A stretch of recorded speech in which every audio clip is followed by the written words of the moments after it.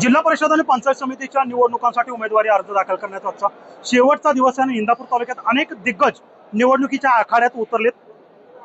काटी लाखेवाडी जिल्हा परिषद गटासाठी राष्ट्रवादी काँग्रेसकडून माजी जिल्हा परिषद सदस्य श्रीमंत ढोले यांना उमेदवारी देण्यात आली. मोठा शक्ती प्रदर्शन करत श्रीमंत ढोले यांनी आज आपला उमेदवारी अर्ज दाखल केलाय. माझ्याबरोबर श्रीमंत ढोले, काय सांगाल, आज तुम्ही उमेदवारी अर्ज दाखल केलेला आहे, निवडणुकीच्या आखाड्यात उतरताय, यापूर्वीही तुम्ही त्या ठिकाणी नेतृत्व केलंय, आताची निवडणूक कशी असेल?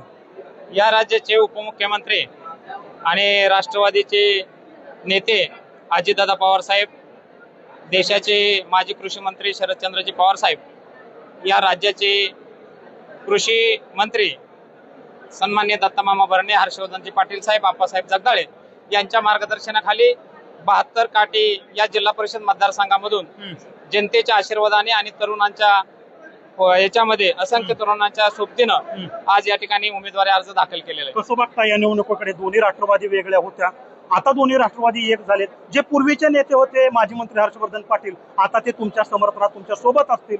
कशी होईल या ठिकाणची लढाई? दोन्ही राष्ट्रवादी पक्ष एकत्र आल्यामुळे अतिशय आनंद झालेला आहे. तळागाळातील कार्यकर्ते अतिशय आनंदी आहेत. गावागावातील भांडणं आता तंटे मिटणार आहेत आणि सर्वजण आपली जी उमेदवारी आहे अशा जोशात आता सर्वजण कामाला लागलेले आहेत. दोन्ही पक्ष एकत्र आलेले आहेत.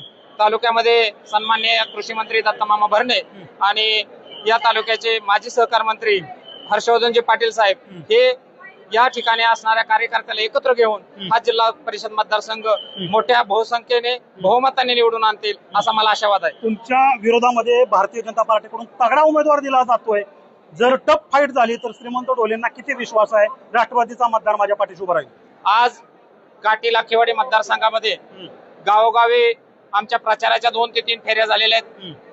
लोकशाहीमध्ये कोणत्याही उमेदवाराला निवडणुकीला उभा राहण्याचा अधिकार आहे आणि येणाऱ्या उमेदवाराला आम्ही कमी न लेखता जनतेच्या दारामध्ये जाऊन जनतेचा आशीर्वाद, आम्हाला मतदान रूपी आशीर्वाद मिळणार आहे आणि प्रचंड बहुमताने आम्ही विजयच होणार आहे याची आम्हाला खात्री आहे. राष्ट्रवादी काँग्रेसनं माजी पंचायत समिती सभापतीच्या घरात देखील पंचायत समितीची पुन्हा उमेदवारी दिलेली आहे. बापूराव शेंडे माझ्याबरोबर वरकुट्याचे सरपंच आहेत.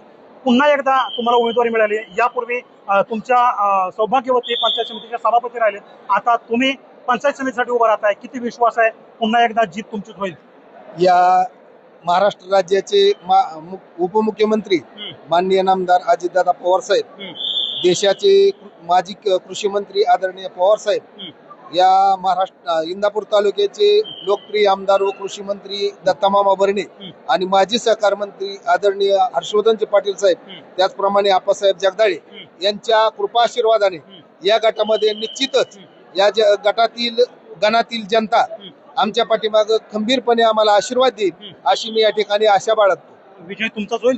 त्यामुळे येणाऱ्या काळात या काटी लाखेवाडी गटामध्ये आणि काटी गणामध्ये निश्चितच राष्ट्रवादी काँग्रेस पक्षाचे दोन्ही उमेदवार मोठ्या फरकाने निवडून येतील अशी मी या ठिकाणी आशा बाळगतो. खूप धन्यवाद. तर आपण बघतोय की या ठिकाणी राष्ट्रवादी काँग्रेसने तगडे उमेदवार जरी मैदानात उतरवले असले तरी देखील भारतीय जनता पार्टीचा सामना राष्ट्रवादीला करावा लागणार आहे. त्यामुळे या ठिकाणी विजयाचा गुलाल कोण उधळतो हे येणारा काळच सांगेल. देवा राखुंडे, NDTV मराठी, इंदापूर.